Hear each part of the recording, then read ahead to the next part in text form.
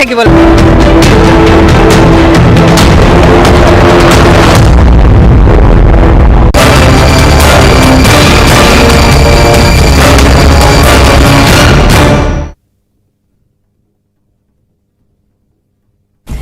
The Prime Show স্বাগতম জনাইছো আৰু আজি আমি বিষয়বস্তু বাছি লৈছো যে 2024 কথা আমি পাতিম আৰু লগতে আমি পাতিম যে এটা নিৰ্বাচনী আখৰা কেনে ধৰণে চলি আছে ৰাজনৈতিক প্ৰেক্ষাপটত কি চলি আছে আৰু বিশেষভাৱে এটা চৰ্চালৈ আহিছে যে বদৰুদ্দিন আজমলে যিখিনি কথা কৈ আছে সেইখিনি প্ৰতিক্ৰিয়াসমূহ আহিছে ঠিকই কিন্তু তেওঁ যিখিনি কথা কৈছে সেয়া কিছু সংখ্যক লোকে ক'ব বিচাৰে যে সেয়া আবুল তাবুল বকিছে গতিকে মিত্ৰতা নোহোৱাক লৈ তেওঁ ক্ষোভিত হৈ পৰিছে আৰু সেই ক্ষোভে তেওঁক জিতি ক'বলৈ বাধ্য কৰাইছে নেকি কিন্তু যদি মিত্ৰতা হয় তেতিয়াহ'লে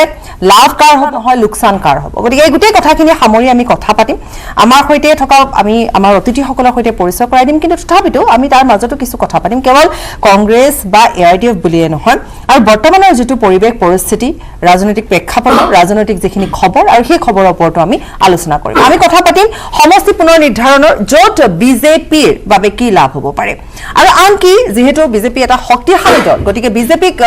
প্ৰতিহত কৰিবৰ বাবে বা ভেটিবলে বিৰোধীয়ে ইতিমধ্যে যি ধৰণে মিত্ৰজোঁটৰ তেওঁলোকে তৈয়াৰ কৰিছে সৃষ্টি কৰিছে বা তেওঁলোকে যেনেকুৱা ধৰণে এটা মহাজোঁট বন্ধন ইতিমধ্যে কৰিছে গতিকে তাক লৈ কেনেধৰণে লাভান্বিত হ'ব ৰাইজৰ দল বা এজেপি সেইসমূহ কথাও আমি পাতিম গতিকে আমি ঠিক তেনেধৰণে তেনেকুৱা কথা পাতিম কিন্তু এই মুহূৰ্তত মই আমাৰ সৈতে থকা অতিথিসকলৰ সৈতে এবাৰ চিনাকি কৰি দিবলৈ ওলাইছোঁ তাৰ পূৰ্বে আমি জনাব বিচাৰিছোঁ যে এইখিনি আলোচনা আমি আজিৰ দিনটোত কৰিম মই প্ৰথমতে মোৰ ওচৰতে আছে মই মোৰ অতিথিৰ সৈতে চিনাকি কৰাই দিবলৈ ওলাইছোঁ বিজেপিৰ তৰফৰ পৰা আছে আমাৰ সৈতে মমিনুল আউল ডাঙৰীয়া স্বাগতম জনাইছোঁ এআইডিএফৰ পৰা আমাৰ সৈতে আছে জহিৰুল ইছলাম স্বাগতম জনাইছোঁ আৰু এই মুহূৰ্তত ৰাইজৰ দলৰ যিগৰাকী আমাৰ সৈতে আছে প্ৰতিনিধি তেওঁ হৈছে শুনেশ্বৰ ডাঙৰীয়া আপুনি পাটোৱাৰী তেওঁ আছে আমাৰ সৈতে আৰু দুলু আহমেদ আছে এজেপিৰ তৰফৰ পৰা স্বাগতম আপোনাকো দুলু আহমেদ ডাঙৰীয়া আৰু এই মুহূৰ্তত আমি আলোচনাৰ মাজলৈ যাম এতিয়া প্ৰথম কথাটো হৈছে আজিৰ দিনটোত আমি যিবোৰ দেখিবলৈ পাইছোঁ মই দুলু আহমেদ আপোনাৰ ওচৰলৈকে আহিম কাৰণ আজিৰ দিনটোত আমি যিখিনি পাইছোঁ আপুনি ইতিমধ্যে দেখিছে যে এই যি মিত্ৰতা প্ৰসংগটো কংগ্ৰেছ আৰু এআইডিএফৰ আহি আছে বিশেষকৈ যেতিয়া আপোনালোকৰ সৈতে বা ৰাইজৰ দলৰ সৈতে বা এতিয়া যিটো মিত্ৰজোঁট বা মিত্ৰ আমি যিটো জোটবন্ধনৰ কথা কৈ আছোঁ কংগ্ৰেছৰ জিতেন্দ্ৰ সিং আহি ইয়াত ক'লে তেওঁ ঘোষণা কৰিলে যে এআইডিএফৰ কোনো প্ৰয়োজনীয়তা নাই আৰু এআইডিএফক তেওঁলোকৰ লগত নোহোৱা বহু বছৰ আগৰে এটা পৰিকল্পনা 4 বছৰ পূৰ্ব বুলি তেওঁলোকে ইতিমধ্যে কৈছে গতিকে এআইডিএফ নোহোৱাকৈ তেওঁলোকে অনাগত নিৰ্বাচনৰ বাবে সাজু হৈছে তাত এজেপিকো লোৱা হৈছে আৰু বিশেষভাৱে এতিয়া চৰ্চাত আছে ডিব্ৰুগড়ক লৈ আপোনালোকৰ তৰফৰ পৰা হয়নে এই গোটেইখিনি কথা এবাৰ আপোনাৰ পৰা জানি লওঁ আপোনাৰ মত কি সব কথাটো এই যেটো বিৰোধী ঐক্যৰ যেটো প্ৰক্ৰিয়া এই প্ৰক্ৰিয়াটোত মই আজি আপোনালোকৰ সংবাদ মাধ্যমত দেখিবলৈ পালো এওডিএফৰ যিগৰাকী মুখ্য বদৰুদ্দিন আজমল ডাঙৰীয়া তেখেতে নীতিশ কুমাৰক যাই লগ কৰিছে বিধায়ক সহ আচ্ছা ইয়াতে এটা চাব কংগ্ৰেছৰ নেতৃত্বত বিৰোধী ঐক্য হৈছে বিজেপি পৰাজয় কৰাৰ কাৰণে তাতে কংগ্ৰেছে ইউডিএফক ল'ব খোজা নাই আৰু আমাৰ দলৰ পৰা স্পষ্টকৈ কোৱা আছে বা ৰাইজৰ দলৰ পৰা স্পষ্টকৈ কোৱা আছে যে যদি বিৰোধী ঐক্যত এওডিএফ দলক সামিল কৰে তেতিয়াহ'লে আমি সেই বিৰোধী ঐক্যত নাথাকো বুলি স্পষ্টকৈ কোৱাৰ পাছত ইতিমধ্যে 2-3খন সভা হৈছে ইউডিএফক নোলোৱাৰ কথাটো চূড়ান্ত হৈছে দিল্লীৰ নেতৃত্ব আহি কিনে কথাটো কৈ দিলে যে আমি আৰু ইউডিএফক নলওঁ তাৰপিছত বদৰুদ্দিন আজমল ডাঙৰীয়াক মই দেখিবলৈ পাইছোঁ আজি দুদিনমানৰ পৰা তেখেতৰ খালি যে আমাক নল'লে ধুবুৰী হাৰিব বৰপেটা হাৰিব নগাঁও হাৰিব লোকসভা হাৰিব কলিয়াবৰ হাৰিব এইবিলাক কথা কৈ আছে আচ্ছা কংগ্ৰেছে বিৰোধী ঐক্যত যদি এওডিএফক নলয় নগাঁও হাৰিব বা কলিয়াবৰ হাৰিব বৰপেটা তাত তেখেতৰ চিন্তা কৰিব লগা কি আছে তেখেতে কৈছে যে মই মহাজোঁটত থাকিম মই দিল্লী নেতৃত্বত যাম আৰু অসমৰ নেতৃত্ব ল'ব বিচৰা নাই অসমৰ নেতৃত্ব বুলি ক'লে কংগ্ৰেছৰ কথা ক'ব লাগিব কাৰণ এই যেটো বিৰোধী ঐক্যৰ মুখ্য ভূমিকা লৈছে কংগ্ৰেছ দলে লৈছে কংগ্ৰেছ দলে স্পষ্ট কেতিয়া কৰিছে যেতিয়া আমাৰ অসম জাতীয় পৰিষদ দল আৰু ৰাইজৰ দলৰ লগত বা যি 11টা দলৰ লগত কথা বতৰা পতাৰ পিছত সেই সিদ্ধান্ত লৈছে এইটো অকলে সিদ্ধান্ত লোৱা নাই আজি আপোনাৰ কথাৰ সুৰবোৰ অলপ সলনি পোৱা গৈছে আপোনালোকেতো পাবই কথাৰ সুৰৰ কলনি মই কৈছোঁ আপুনি যিটো কৈছে বিজেপিৰ যিটো মহাজোঁটক লৈ যিটো চিন্তা বিৰোধী ঐক্যক লৈ যিটো চিন্তা হৈ আছে সেই চিন্তাটো চাওক যোৱাবাৰ নিৰ্বাচনৰ সময়তো তেনেকুৱা এটা চলিছিল আপোনালোকেও গম পায় 33% ভোট পাই বিজেপিয়ে অসমত চৰকাৰ গঠন কৰিছে 33 তাকো খুব এটা বটা আছিল বিজেপিৰ সপক্ষে মই 2021ৰ বিধানসভা নিৰ্বাচনৰ কথা কৈছোঁ সেই বটা কিন্তু এতিয়া নাই প্ৰকাশ নকৰে কোনো আপনি যাকে খুদক ব্যৱসায়িক খুদক সাংবাদিকক খুদক ডাঙৰ ডাঙৰ যিবোৰ বিল্ডাৰ্ছ আছিল সেইবিলাক খুদক হোটেলত খুদক আপুনি যাকে খুদিব কোনো ভয়তে মুখ নুখুলে কিন্তু কাৰোৰে ব্যৱসায় একেবাৰে অৱস্থা খুব বেয়া নচলা হৈছে গতিকে 21ত কিন্তু এটা মোদী হাৱা এটা আছিল মোদী ঢৌ এটা আছিল ইয়াতে অসমৰ কৈছো মই অসমৰ বেলেগ ৰাজ্যৰ কথা ক'ব যোৱা নাই তাৰ পিছতো 33% পাইছে যেতিয়া বিৰোধী ঐক্য হৈছে লোকসভাক লৈ দেখিছে যে 33% যেহেতু ৱেব থাকাত এটা 33% আছিল সেই ৱেবটো এতিয়া নাই এটো আৰু কমিব মানে আপোনালোকে বিজেপিক প্ৰতিহত কৰিব পাৰিব মই কথাটো কৈছো 33% নাই আগৰ নিচিনা মই ভাবিলো যে 33% আছে 33%ৰ পৰা আপুনি যদি এফালে 67% চাই যদি ঐক্য হয় তাৰ মাজত আজমলৰ 7% আপুনি বাদ দি দিয়ক 60% থাকি যায় 60% থাকিলে কোন হাৰিব কোন জিকিব কোন সমষ্টিত মই এই বিষয়লৈ নাযাওঁ কিন্তু এটা ভোটৰ পাৰ্চেন্টেজ ভালদৰে বিৰোধী ঐক্যতা লাভ কৰিব পাৰিব যাৰ কাৰণে বদৰুদ্দিন আজমল চিন্তা হৈছে বিজেপিয়ে তেখেতক পুশ কৰি আছে যে তুমি যাই কেনে দিল্লীক লগ কৰা অমুকক লগ কৰা কিন্তু এইবাৰ তেখেতৰ নহব কাৰণ এজন ব্যক্তিৰ নেতৃত্বত যিবিলাক দল চলি আছে সেই দলবিলাক কেতিয়াও সফল হোৱা নাই আৰু বদৰুদ্দিন আজমল ডাঙৰ ইমান চিন্তা কৰাৰ কোনো দৰকাৰ নাই ন তেওঁ নিজৰ ইজ্জতটো নিজে খেদাই আছে আচ্ছা জেনেৰেলিজমে কিবা এটা ক'ব বিচাৰিছে আপুনি প্ৰথমতে মই যেটো ক'লো যে কিছু সুৰ সলনি দেখিবলৈ পোৱা গৈছে হয়তো ইছলামেও কিছু সুৰ সলনি দেখিছে নেকি বাৰু আজিৰ যিজন দুলুদা দেখি আছো ষ্টুডিঅ'ত অলপ বেলেগ হয়নি সম্পূৰ্ণ মানে বেলেগ এটা দুলুদাক মই মোৰ ফালৰ পৰা স্বাগতম জনাইছো কংগ্ৰেছৰ লগত দুলুদা একেখন টেবুলত বহি পেলাই আপোনাৰ পাৰ্টি বহিছে আপোনাৰ দলৰ পাৰ্টি বহা মানে মইতো চাওক মই কথাটো কৈছো যে যেনেকুৱা ধৰি লওক দলৰ নেতৃত্বৰ কথা মানিব লাগিব আৰু ৰাইজৰ কথা এইটো অসমৰ ৰাইজৰ কথা মই অকল মোৰ যে কংগ্ৰেছ দলৰ বেয়া বুলি আপোনালোকে কিয় কৈ আছে মোৰ কংগ্ৰেছ দলৰ বিশেষ ব্যক্তি এগৰাকীৰ লগত বেয়া এইটো আজি আছে ভৱিষ্যততো থাকিব সেইখিনিলৈকে আহি আছো মই সেইখিনিলৈকে আহি আছো আজি তাৰিখত কংগ্ৰেছৰ নেতৃত্ব বহন কৰি আছে ভূপেন বৰা ডাঙৰীয়া দেৱব্ৰত শইকীয়া ডাঙৰীয়া আৰু ৰকিবুল হুছেইন ডাঙৰীয়া গতিকে এই তিনিজন ব্যক্তি মই যিমান দূৰ জানো কংগ্ৰেছ দলৰ কৰ্ণাধৰ অসম কংগ্ৰেছৰ কৰ্ণাধৰ আৰু এখেতসকলৰ যিটো পলিচি সেই পলিচিৰ ভিত্তিতে বাকী সিদ্ধান্তবোৰ হয় আলোচনাবোৰ হয় আৰু one of the Rakibul Hussain ডাঙৰীয়া দলৰ পলিচি মেকাৰৰ ভিতৰত অন্যতম এজন আৰু বৰ্তমান তেখেতৰ সিদ্ধান্ত আৰু তেখেতৰ কথা বতৰাৰ লগতে দুলু আহমেদ ডাঙৰীয়া একমত আৰু তেখেতৰ দলো একমত তাৰ বাবে মই তেখেতক স্বাগতম জনাইছো দ্বিতীয় কথাটো হ'ল AIUDF দল তেখেতসকলৰ আমাৰ নিজস্ব আইডিঅলজি আছে নিজস্ব সংবিধান আছে নিজস্ব ষ্ট্ৰেটেজি আছে নিজস্ব কাৰ্যপ্ৰণালী আছে নিজস্ব কৰ্মপন্থা আছে এতিয়া বাৰে বাৰে মিত্ৰতাৰ কথা কিয় আহি আছে আপোনালোকক বাৰে বাৰে আঁতৰাই থব বিচাৰিছে আপোনালোকে বাৰে বাৰে কিয় বিচাৰি আছে আঁতৰাই চাওক মানে এটা হুমকি দি আছে ন যে আমাৰ যদি লয় তেতিয়াহ'লে আপোনালোকে হাৰিব আমাৰ চিধা মেছেজ বিজেপিৰ দৰে এটা ফেচিষ্ট ৰাজনৈতিক দল ভাৰতবৰ্ষৰ শাসনত থাকিব নালাগে যেটো ৰাজনৈতিক দল ভাৰতবৰ্ষৰ শাসনত অহাৰ পিছত ভাৰতবৰ্ষ প্ৰায় 50 বছৰ পিছুৱাই গৈছে আৰু ভাৰতবৰ্ষৰ জাতি জনগোষ্ঠীৰ সমন্বয়ৰ মাজত ফাট মেলিছে ভাৰতবৰ্ষৰ জাতীয় সম্পদবোৰ এফালৰ পৰা বিক্ৰী হৈছে গোটেই ভাৰতবৰ্ষৰ সম্পত্তিবোৰ এটা নিৰ্দিষ্ট দুজন বা তিনিজন মানুহৰ হাতত কেন্দ্ৰীভূত কৰা হৈছে ভাৰতবৰ্ষত তিনিটা লেয়াৰৰ এটা মানে ব্যৱস্থা কৰিবৰ কাৰণে তৎপৰ হৈছে তেনেকুৱা এটা ৰাজনৈতিক দল ভাৰতবৰ্ষৰ এই বিবিধতাৰ পূৰ্ণ এখন ৰাষ্ট্ৰত তেনেকুৱা এটা ৰাজনৈতিক দল শাসনত থাকিব নালাগে বুলি আমি মত পোষণ কৰোঁ আৰু তাৰ কাৰণে আমি ইউনাইটেড অপজিশ্যন বিচাৰিছো ইউনাইটেড অপজিশ্যন আপোনালোকে কিয় ধৰি লৈছে যে ইউনাইটেড অপজিশ্যনৰ অকল হকদাৰ কংগ্ৰেছ যে কংগ্ৰেছে সিদ্ধান্ত ল'ব কংগ্ৰেছে সকলো কৰিব কংগ্ৰেছৰ একশক্তি পাৱাৰ আপোনালোকে সেই বস্তুটো কিয় ধাৰণা কংগ্ৰেছ মানে অসম কংগ্ৰেছ নে নহয় অসম কংগ্ৰেছ বুলি নহয় আপুনি যিয়ে কওক আপুনি অসমৰ কথা কওক আপুনি ৰাষ্ট্ৰীয় হেৰিৰ কথা কওক কংগ্ৰেছক বাহিৰেও আজিৰ তাৰিখত ভাৰতবৰ্ষত কংগ্ৰেছৰ সমপৰ্যায়ৰ বা কংগ্ৰেছৰ নেতাসকলৰ সমপৰ্যায়ৰ বহুকেইজন ৰাষ্ট্ৰীয় নেতা আছে আৰু তেওঁলোকক নোহোৱাকে তেতিয়াহ'লে কংগ্ৰেছে অকলে নিৰ্বাচন খেলিব পাৰিলেহেঁতেন কংগ্ৰেছৰ আজিৰ তাৰিখত মত পোষণ কৰে যে ইউনাইটেড অপজিশ্যন হোৱাৰ প্ৰয়োজনীয়তা আছে বিজেপিৰ দৰে যদিও মই বিজেপিক বেয়া পাওঁ কিন্তু তেওঁলোকৰ কৌশল মই মানিব লাগিব তেওঁলোকৰ ষ্ট্ৰেটেজি মই মানিব লাগিব তেওঁলোকৰ ৰণনীতিক মই মানিব লাগিব গতিকে তেনেকুৱা এটা ৰণনীতি থকা ৰাজনৈতিক দল সেই দলটোক প্ৰতিহত কৰিব লাগিলে অকল কংগ্ৰেছ নহয় কংগ্ৰেছে এনেকুৱা নহয় যে একশক্তিৰ সম্ৰাট ভাৰতবৰ্ষৰ ৰাজনৈতিক প্ৰেক্ষাপটত তেনেকুৱা নহয় আৰু সৰু বৰ বহু ডাঙৰ ডাঙৰ ৰাষ্ট্ৰীয় সৰু বৰ দল আছে সেই দলবোৰৰ আলোচনা লাগিছিল আমাক ল'ব লাগে নালাগে সেইটো পিছত হ'ব আমি বিচাৰো ইউনাইটেড অপজিশ্যন সেই ইউনাইটেড অপজিশ্যনত অকল কংগ্ৰেছ নহয় আৰু বিভিন্ন ৰাজনৈতিক দল আছে আমি সেই দলবোৰৰ লগতো আমি থাকিব পাৰোঁ কিন্তু বোকাচতীয়া খেলটো আপোনালোকৰ এতিয়াও চলি আছে তাত এটা কথা আছে আমাৰ কাৰো লগত বোকাচতীয়াৰ খেল নাই কাৰণ আপোনালোকে কংগ্ৰেছক দৰমহা দিছে আপোনালোকৰ তৰফৰ পৰা কোৱা হৈছে CMA দি আছে আৰু মুখ্যমন্ত্ৰীগৰাকীয়েও তাৰ মাজতে এটা কথা উল্লেখ কৰি দিলে মই আৱল মুখ্যমন্ত্ৰী ডাঙৰীয়াই খোলাখুলিকৈ কৈ আছে যে ৰাজীৱ ভৱনত যি মিটিং চলি থাকে সেই মিটিং মই লাইভ শুনো সেইদিনাখন বিৰোধী দলৰ দলপতি ডাঙৰীয়া দেৱব্ৰত শইকীয়া ডাঙৰীয়াই গোটেই মিডিয়াৰ আগত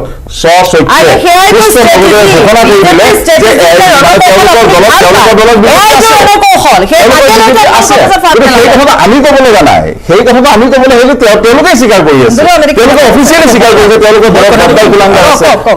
অফিচিয়েলি স্বীকাৰ কৰিছে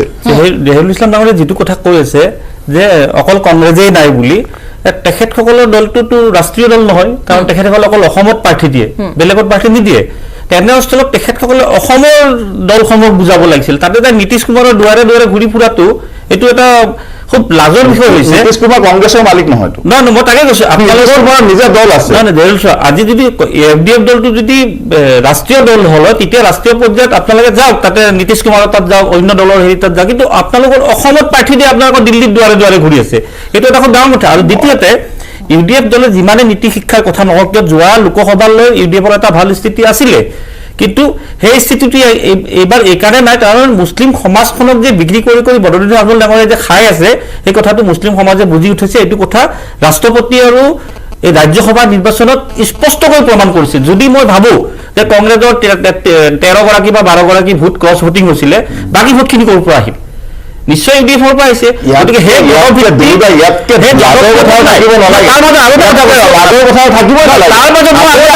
দুলু আহমেদ হিচাপে আপুনি নিজেই স্বীকাৰ কৰি আছে যে আৰু সেই কংগ্ৰেছে স্বীকাৰ কৰিছে যে আমাৰ দলত গাদ্দাৰ কুলাংগাৰ আছে যাৰ কাৰণে ৰাষ্ট্ৰপতি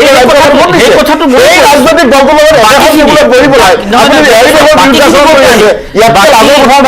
বাকী 13টা বাদ দিলেও বাকী 10 তাৰমানে আপুনি কয় বিজেপি কংগ্ৰেছে ভোট দিছে 13টা ভোট দিছে সকলোৱে জানে তেতিয়াহ'লে সেই স্বয়ং দলে বিজেপিক ভোট দিছে সেই দলটোৰ লগত আপুনি মিত্ৰতা কৰিবলৈ সেই দিছিল নাই আমিতো কোৱা নাই আমি কৈছো নেকি অফিচিয়েলি আমি দিয়া নাই ভোট কেইটা দিয়া নাই আমি অফিচিয়েলি কোৱা নাই আমাৰ দিয়া নাই আমাৰ নাই ঠিক আছে নাই দিয়া তাৰমানে আপুনি নিজে স্বীকাৰ কৰি আছে যে কংগ্ৰেছৰ দলপতিয়ে স্বীকাৰ কৰিছে কংগ্ৰেছৰ সভাপতিয়ে স্বীকাৰ কৰিছে আপুনি সেই কংগ্ৰেছৰ লগত মিত্ৰতাত বহি আপুনি গালি পাৰি আছে তাৰ কথা নিজৰ স্থিতি মই ক্লিয়াৰ কৰি আছো এতিয়া কথাটো হৈ গ'ল আপোনালোকৰ বদৰুদ্দিন আজমল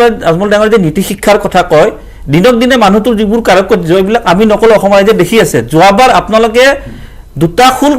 দুগৰাকী খুব ভাল বিধায়কৰ দলীয় প্ৰাৰ্থিত্ব কৰ্তন কৰিছিল এইটো টকাৰ বিনিময়ত কৰিছিল সকলোৱে জানে এটা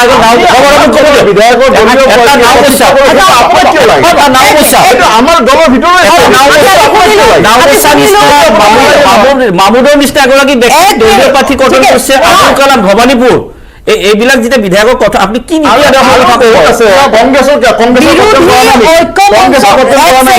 বিৰোধী ঐক্য মঞ্চ হোৱাৰ লগে লগে জন্ম হোৱাৰ লগে লগে বুলিয়ে কৈছো মই এটা কথা শুধৰাই দিওঁ তেখেতে যি কংগ্ৰেছৰ লগত মানে বহি কংগ্ৰেছৰ গুণগান গাই আছে সেই কংগ্ৰেছৰ ভৰত জিকিবৰ কাৰণে দিল্লীৰ প্ৰেচাৰত মামুন ইমদাদুল হকৰ টিকেট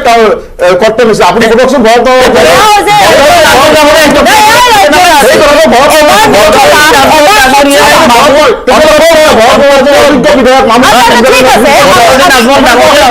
মামুদ ইছলামৰ টিকেটটো কিন্তু ষ্টেণ্ড দিব লাগিছিল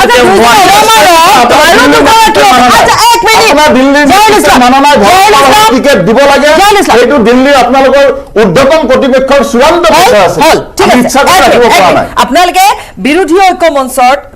দুলু আহমেদ গ'ল অৰ্থাৎ এজিপি গ'ল ঠিক আছে আজি তেওঁ সুৰ সলনি হ'ল যিটো আপোনাৰো অভিযোগ আৰু যিয়ে নহওক তেওঁ যিহেতু এটা দলত গৈছে তেওঁ কৈছে যে দলৰ লোকে যিহেতু সিদ্ধান্ত লৈছে যিয়ে নহওক আমি সেইখিনি ষ্ট্ৰেটেজিৰ কথাও পাতিম য'ত ইতিমধ্যে আমি ডিব্ৰুগড়ৰ কথা পাতিছোঁ গতিকে আমি এটা কথা পাতিম যে এই গোটেই কথাখিনি আচলতে এটা শ্বৰ্ট টাৰ্ম প্লেন হয় নে লং টাৰ্ম গেইন হয় কংগ্ৰেছৰ বাবে সেয়া এটা নতুন ৰণকৌশল হ'ব পাৰে নেকি যি বিজেপিক প্ৰতিহত কৰিবলৈ এতিয়া কথাটো হৈছে বিজেপিক প্ৰতিহত কৰিবলৈ ইমানবোৰ দল একগোট হৈছে কিমান শক্তিশালী হ'ব বিজেপি আপুনি চাগে সেইটোৱে ক'ব বিচাৰিব আৱাল ডাঙৰীয়া কাৰণ ইমান সময় আপুনি শুনিলে গোটেইখিনি ৰাইজৰ দল আৰু ADF-ৰ AJP আৰু ADF-ৰ প্ৰতিনিধি দুগৰাকীয়ে কথাখিনি কৈছে, শুনি ভাল লাগিছে কথাখিনি। আৰু ভাৰতীয় জনতা পাৰ্টি আমি যিহেতু ৰাইজৰ লগত আমি আছো আৰু ৰাইজ আমাৰ লগত আছে। বিগত সময়ত যিমানবিলাক নিৰ্বাচন হৈছে সকলোবিলাক নিৰ্বাচনতে ৰাইজে ভাৰতীয় জনতা পাৰ্টিৰ মিত্ৰজোঁটক সমৰ্থন দি আহিছে। আৰু আমাৰ চিন্তাটো আছে যে আগন্তুক দিনতো ভাৰতীয় জনতা পাৰ্টিৰ লগত ৰাইজৰ সহযোগিতা থাকিব আৰু ৰাইজে আমাক আশীৰ্বাদ দিব। আমি ৰাইজৰ লগতহে মিত্ৰতাৰ কথাটো চিন্তা কৰি আমি তেনেধৰণে কাম কাজবিলাক দলীয়ভাৱে কৰি থকা হৈছে। আজি আমি দেখিছোঁ যে একমাত্ৰ কেৱল বিজেপিক শাসনৰ পৰা আঁতৰাবৰ কাৰণে কংগ্ৰেছৰ নেতৃত্বত এটা ইনিচিয়েটিভ হৈছে 10টা নে 11টা ৰাজনৈতিক দল তেওঁলোক একত্ৰিত হৈছে। আৰু দলকেইটাৰ কোন দলৰ কিমান শক্তি আছে, কেইজন মানুহ আছে, কিমান হাজাৰ মানুহ আছে, শ মানুহ আছে, ছিংগুল ডিজিটত আছে, সেই কথাটো আমি ক'বলৈ নাযাওঁ, যিহেতু তেওঁলোক একোটা ৰাজনৈতিক দল আৰু ৰাজনৈতিক দল তেওঁলোক একত্ৰিত হৈছে। কিন্তু ঐক্যমঞ্চৰ এটা অভিযোগ আছে ARDF-ক আপোনালোকে ব্যৱহাৰ কৰি আছে। নহয়, চাওক, বদৰুদ্দিন আজমল ডাঙৰীয়াৰ যিটো নীতি সেইটো আমি দেখি আছো। আৰু মই যিহালে বেয়া পাব নালাগে, মই 2014 চন মানৰ পৰা কৈ আছো যে বদৰুদ্দিন আজমল ডাঙৰীয়াই অসমৰ সংখ্যালঘুসকলক তেওঁ যিটো ৰাজনৈতিক বিজনেছ ষ্টাৰ্ট কৰিছে সেই ৰাজনৈতিক ব্যৱসায়ৰ কেঁচামাল হিচাপে ব্যৱহাৰ কৰি আছে। আৰু সেই কথাটো আজিৰ দিনত কম বেছি পৰিমাণে সংখ্যালঘু লোকসকলে উপলব্ধি কৰিব পাৰিছে।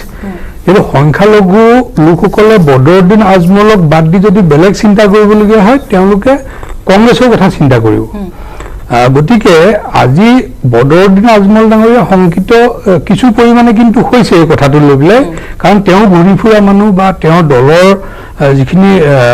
কৰ্মকৰ্তা কাৰ্যকৰ্তা আছে তেওঁলোকেও আজি ৰাজহুৱাভাৱে নক'ব পাৰে, কিন্তু তেওঁলোকে এটা কথা উপলব্ধি কৰিছে যে বদৰুদ্দিনৰ আজমল ডাঙৰীয়াৰ মানে যিটো যোৱা 2021 নিৰ্বাচনত ADF-এ 9% ভোট পাইছিলে আৰু কংগ্ৰেছৰ লগত যদি এলায়েন্সটো এইবাৰ নহয় তেতিয়াহ'লে নিশ্চিতভাৱে কিন্তু ভোটাৰখিনিয়ে কংগ্ৰেছৰ ফালে গতি কৰিব। সেই কথাটো মানে আজমল ডাঙৰীয়াৰ ৰাজনৈতিক মানে যিটো সেইটো মানে অলপ সংকটৰ সন্মুখীন হ'ব, সেইটো এটা সুকীয়া কথা। কিন্তু এটা কথা মই ক'ব খুজিছোঁ যে মিত্ৰতা লৈ যথেষ্ট আলোচনা বিলোচনা হৈছে, কিন্তু মই এটা বাক্যত যদি কথাটো ক'ব খোজোঁ তেতিয়াহ'লে আপোনালোকে চাব 2024 যেতিয়া নিৰ্বাচন আহিব, আজি যিসকলে মিত্ৰজোঁটত বহি কংগ্ৰেছৰ লগত বহি চাহ তামোল খাই কাগজ পেঞ্চিল লৈ মিত্ৰতা ক'ৰ কিমান % ভোট আহিব কিবা আহিব অংক কৰি আছে,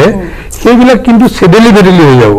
আল্টিমেটলি আপুনি দেখিব দিল্লীৰ পৰা নিৰ্দেশ আহিব ভূপেন বৰা ডাঙৰীয়ালৈ যে UDF-ৰ লগত এলায়েন্স কৰক, আৰু UDF-ৰ লগত এলায়েন্স হ'ব, কংগ্ৰেছৰ এলায়েন্স হ'ব, সেইটো 100% খাটাং। এতিয়া যিমানেই যি কৰি নাথাকক নিৰ্বাচনত কিন্তু অহা 24 নিৰ্বাচনত মই আজি এই কথাটো কৈ থৈ গৈছো যে 24 নিৰ্বাচনত UDF আৰু কংগ্ৰেছে মিলিতভাৱে লোকসভা নিৰ্বাচনত অৱতীৰ্ণ হ'ব। প্ৰতিবাৰ তেনেকুৱা এখন ছবি আমি দেখা আৰু বাকী যিকেইটা ৰাজনৈতিক দল আছে সেই ৰাজনৈতিক দলকেইটা চেডেলি ভেডেলি হ'ব। আজি ধৰক ৰাইজৰ দলে কওক বা AJP-য়ে কওক, যেতিয়া মই ৰাইজৰ দললৈ ওচৰলৈ এবাৰ যাওঁ, কাৰণ যেতিয়া এই যি মহা ঐক্যৰ কথা আহিছিলে, যেতিয়া হোটেল দিল্লীত মিটিং আহিছিলে বা মিটিং তেওঁলোকে কৰিছিলে, সেই সময়ছোৱাত অখিল গগৈ এটা কথা কৈছিলে যে পূৰ্বতে আমাক কংগ্ৰেছে এবাৰ গাদ্দাৰী কৰি থৈছে, গতিকে এইবাৰ অন্ততঃ বিশ্বাসঘাতকতা কৰিবলৈ আমি নিদিওঁ, গতিকে আমি কথা পাতিম, আমাৰ অংক মতে চলিব লাগিব, কংগ্ৰেছৰ কথা তেওঁ তেনেধৰণে কৈছিলে। মই আপোনাৰ ওচৰলৈ আহিছোঁ ডাঙৰীয়া, শুনেশ্বৰ ডাঙৰীয়া। আচ্ছা চাওক, 2021 চনৰ বিধানসভা নিৰ্বাচনত এক মহাজোঁটৰ সৃষ্টি হৈছিল কংগ্ৰেছৰ নেতৃত্বত। সেই সময়ত আমাৰ ৰাইজৰ দলৰ সৈতে কংগ্ৰেছে কথা বতৰা পাতিছিল কেইবালানিও। আমি স্পষ্ট ভাষাত কৈছিলোঁ যে বিজেপি আৰু ADF একে সাম্প্ৰদায়িক দল, যদি ADF-ক মিত্ৰতাত ৰখা হয় তেতিয়াহ'লে কেতিয়াও ৰাইজৰ দলে এই মিত্ৰতাত নোসোমায় বা অন্তৰ্ভুক্ত নহয়। এইবাৰ যেতিয়া আকৌ আলোচনা হ'ল 2024 বাবে,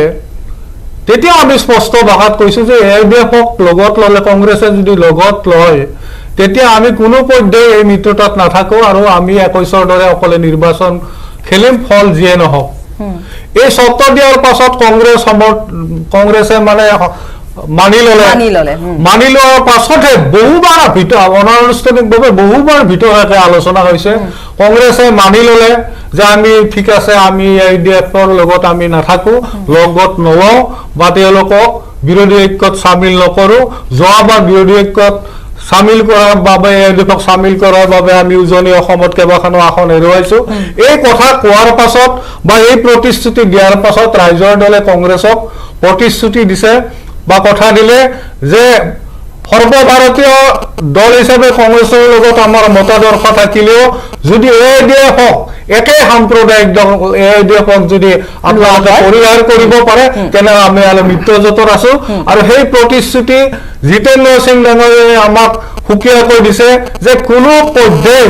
এইবাৰ আমি মিত্ৰজোঁটত AIDFক নলওঁ আৰু তেনে চৰ্তৰ ক্ষেত্ৰতে আমি এই মিত্ৰজোঁটত সোমাইছো আমি আশা কৰো যে মিত্ৰজোঁটে বিজেপি আৰু AIDFক দুয়োটা সাম্প্ৰদায়িক দলক একাষাৰীয়া কৰি আৰু আমি ভাবো যে এই মিত্ৰ শক্তিটোৱে এইবাৰ 24ৰ নিৰ্বাচনত সংখ্যাগৰিষ্ঠতাৰ আসন অসমত লাভ কৰিবলৈ সমৰ্থন হ'ব আমি সংখ্যাগৰিষ্ঠতা আসন পাম মই এটা উদাহৰণ দিছো আমি নকওঁ মই নকওঁ অলপতে গুৱাহাটী ইউনিভাৰ্চিটি আৰু প্ৰতিদিন টাইমৰ এটা সমীক্ষা চলিছিল এই সমীক্ষাত তেওঁলোকে দেখুৱাইছে যে অসমৰ যিটো বিৰোধী ঐক্য হৈছে বিৰোধী মঞ্চ হৈছে কংগ্ৰেছৰ নেতৃত্বত বা কংগ্ৰেছক বিদ্ৰোহ কৰি এই বিৰোধী ঐক্যই 61.5% আপোনালোকে এতিয়া আত্মবিশ্বাসী হৈ গৈ আত্মবিশ্বাসী এইবাৰ আত্মবিশ্বাসী হোৱাটো ভাল আৰু পৰিসংখ্যাই যিবোৰ কথা কয় সেই কথাবোৰ এটা সাময়িক এতিয়া আপোনালোকে নিবিচাৰিছিলে কোনেও আপোনালোকক কোনেও নাই বিচাৰে ৰাইজৰ দলেও নাই বিচাৰে AJPও তাৰপিছত AIDFে বিচাৰি আছে বদৰুদ্দিন আজমলে এতিয়ালৈকে যিখিনি কথা কৈছে গোটেই কথাখিনি এক প্ৰকাৰ ক'বলৈ গ'লে তেওঁ কোনো কথা লিংক নোহোৱাকৈ এটা কথা ক'বলৈ নে তেওঁ কিছু শংকিত হৈ পৰিছে নেকি যোৱা বিধানসভা নিৰ্বাচনত 2021 চনৰ বিধানসভা নিৰ্বাচনতো আমাৰ মহাজোঁট হৈছিলে এই মহাজোঁটত নীতিশ কুমাৰো আছিলে তেজস্বী যাদৱো আছিলে গতিকে এতিয়া নতুনকে আকৌ নীতিশ কুমাৰৰ ওচৰত যোৱাটো একো ডাঙৰ কথা নহয় কাৰণ যোৱা 21ৰ নিৰ্বাচনত আমাৰ মহাজোঁট আছিলে অলৰেডি নীতিশ কুমাৰ নীতিশ কুমাৰৰ কথা মই নাই সোধা দলু আমি সকলোৰে কাৰণে কৈছো আৰু দৰ্শকৰ কাৰণে কৈ আছো এতিয়া আমাৰ ৰাইজৰ দলৰ সন্মানীয় প্ৰতিনিধিগৰাকীয়ে ক'লে যে যোৱাবাৰ কংগ্ৰেছৰ লগত আমাৰ মিত্ৰতা হোৱাৰ কাৰণে AIDF থকাৰ কাৰণে তেওঁলোকে মিত্ৰতাত নাহিলে আৰু তেওঁলোক কংগ্ৰেছৰ লগত AIDF থকাৰ বাবে উজনি অসমত বহুকেইখন সিট কংগ্ৰেছে হেৰুৱাব লগা হ'ল দ্বিতীয় কথাটো হ'ল বিজেপিও সাম্প্ৰদায়িক AIDFও সাম্প্ৰদায়িক সমসাম্প্ৰদায়িক দলৰ লগত অসম জাতীয় পৰিষদ আৰু ৰাইজৰ দলে মিত্ৰতা নকৰে অসম জাতীয় পৰিষদেও কৈছিলে যে ৰাষ্ট্ৰীয় দল আৰু সাম্প্ৰদায়িক AIDFৰ লগত আমাৰ মিত্ৰতা নহয় এইটো 2021 চনৰ বিধানসভাৰ আগৰ গগৈ ডাঙৰীয়াৰ ষ্টেটমেণ্ট লুৰিণজ্যোতি গগৈ ডাঙৰীয়াৰ ষ্টেটমেণ্ট আৰু আমাৰ অখিল গগৈ ডাঙৰীয়াৰ ষ্টেটমেণ্ট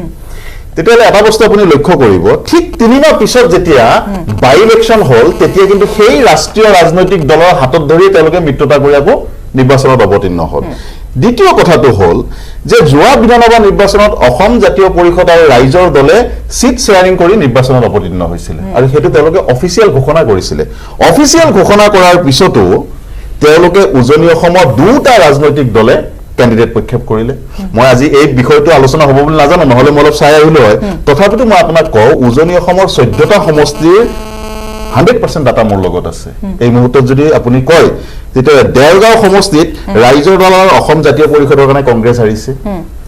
যোৰহাট সমষ্টিত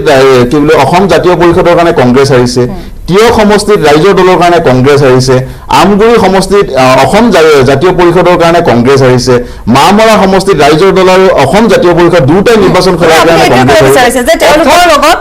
মই কৈ আছো তেওঁলোকৰ সেই 14টাৰ পৰা 18টা সমষ্টিত যি হিচাপে তেওঁলোকে উপৰ্যায় কৰি মানে ইটো দলৰ ওপৰত সিটো দলে মিত্ৰতা হোৱাৰ পিছতো যেতিয়া কেণ্ডিডেট প্ৰক্ষেপ কৰিলে তাৰ কাৰণে 18টা সমষ্টিত আমি হাৰিছো সেয়া মই কোৱা কথা নাই তথ্যই কৈ আছে আৰু সেই 18টা সমষ্টি যদি জিকি আহিলেহেঁতেন তেতিয়াহ'লে অসমত বিজেপি চৰকাৰ কাহানি নহ'লহেঁতেন তাৰপিছত ৰাইজৰ দলৰ প্ৰতিনিধিগৰাকীয়ে কৈ আছে যে AIDF দল সাম্প্ৰদায়িক মই তেখেতৰ জ্ঞাতথ্য জনাও যে তেখেতৰ দলৰ সভাপতি মহোদয়ে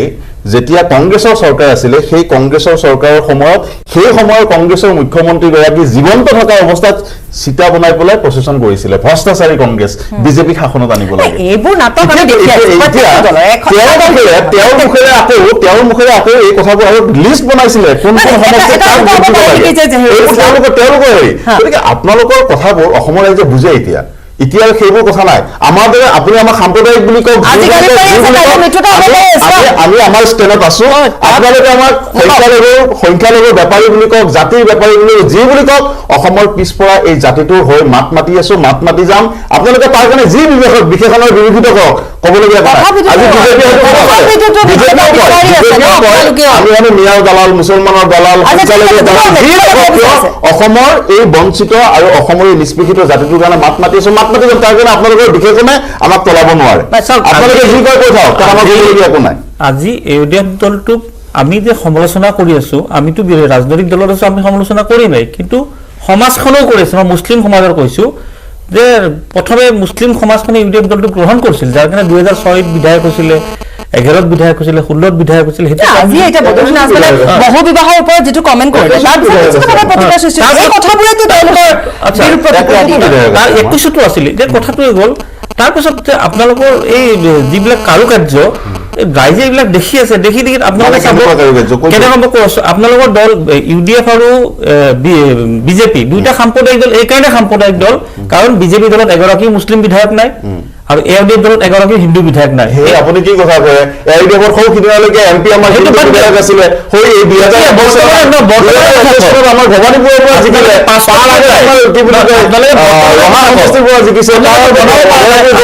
জিকিছে আজি শুনক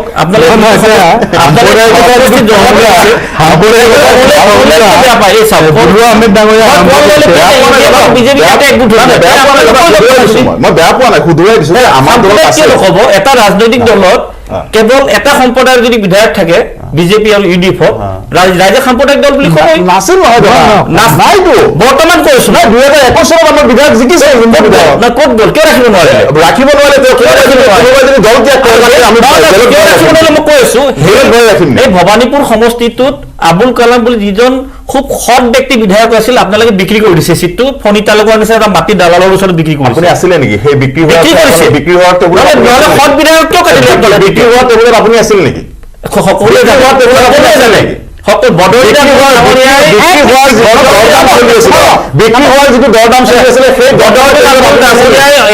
এটা কোম্পানী নিচিনা চলাইছে এটা কোম্পানী যেনেকুৱা বিভিন্ন ধৰণৰ ব্যৱসায় থাকে তেখেতৰ দলত আটকৰ ব্যৱসায় আছে স্কুলৰ ব্যৱসায় আছে মেডিকেলৰ ব্যৱসায় ঠিক ৰাজনৈতিক এটা ব্যৱসায় ব্যৱসায় কৰাটো অপৰাধ নেকি